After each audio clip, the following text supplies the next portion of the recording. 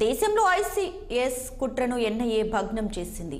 ఐసీఎస్తో link ఉన్న ప్రాంతాలపై NIA సంస్థ దాడులు చేసింది. మొత్తం 19 ప్రదేశాలలో ఎన్ఐఏ సోదాలు నిర్వహించింది. ఇక ఈ దాడిలో ఎన్ఐఏ బృందాలు 8 మంది ఐసీఎస్ ఏజెంట్లను అదుపులోకి తీసుకున్నాయి.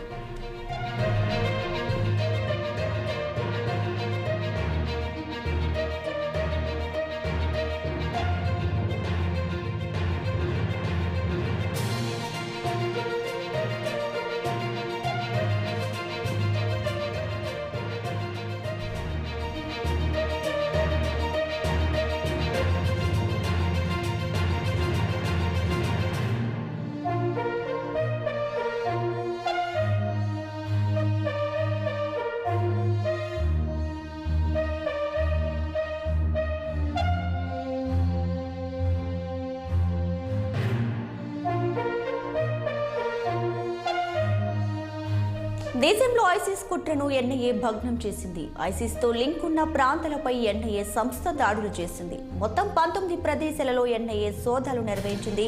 అయితే ఈ దాడిలో ఎన్ఐఏ బృందాలు 8 మంది ఐసిస్ ఏజెంట్లను అదుపులోకి తీసుకున్నాయి.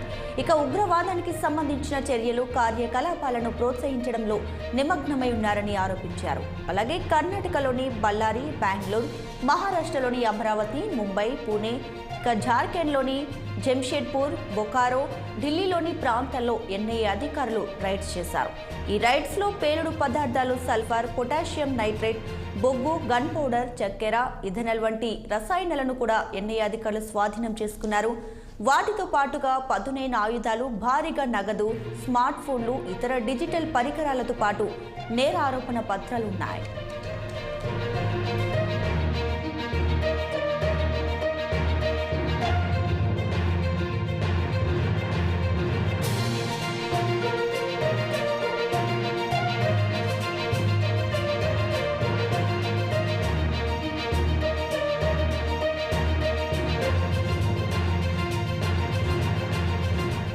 ఉగ్రవాద ముఠాకి సూత్రధారిగా ఉన్న మీరాజ్ను ఎన్ఐఏ అరెస్ట్ చేసింది. అతనితో పాటు మరో 8 మందిలో సయ్యద్ సమీర్, ముంబైకి చెందిన అనాస్ ఇక్బాల్ షేక్, బెంగళూరుకి చెందిన మహమ్మద్ మునిరుద్దీన్, సయ్యద్ సమీవుల్లా అలియాస్ సమీ, మహమ్మద్ ముజిముల్ను ఉన్నారు. ఢిల్లీకి చెందిన షాయన్ రెహమాన్ అలియాస్ హుసేన్, జంషెడ్పూర్కి చెందిన మహమ్మద్ షాబాజ్ అలియాస్ జుల్ఫికర్ అలియాస్ గుడ్డులను అరెస్ట్ చేశారు. ఇక భారతదేశంలో పనిచేస్తున్న అనేక ఐసిస్ మాడ్యూళ్లను ఛేదించడానికి ఎన్ఐఏ 24 గంటలు పనిచేస్తుంది.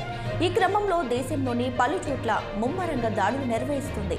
డిసెంబర్ 9న మహారాష్ట్ర, కర్ణాటక రాష్ట్రాల్లో దాడులు నిర్వహించి 44 మందిని అరెస్ట్ చేసింది. తీవ్రవాద కార్యకలాపాలతో సంబంధం ఉన్న అనుమానితులపై డిసెంబర్ 13న ఎన్ఐఏ బెంగళూరులోని అనేక ప్రదేశాలలో సోదాలు నిర్వహించింది. దేశవ్యాప్తంగా పేలులకు ఉగ్రవాదుల భారీ కుట్ర జరుగుతుంది.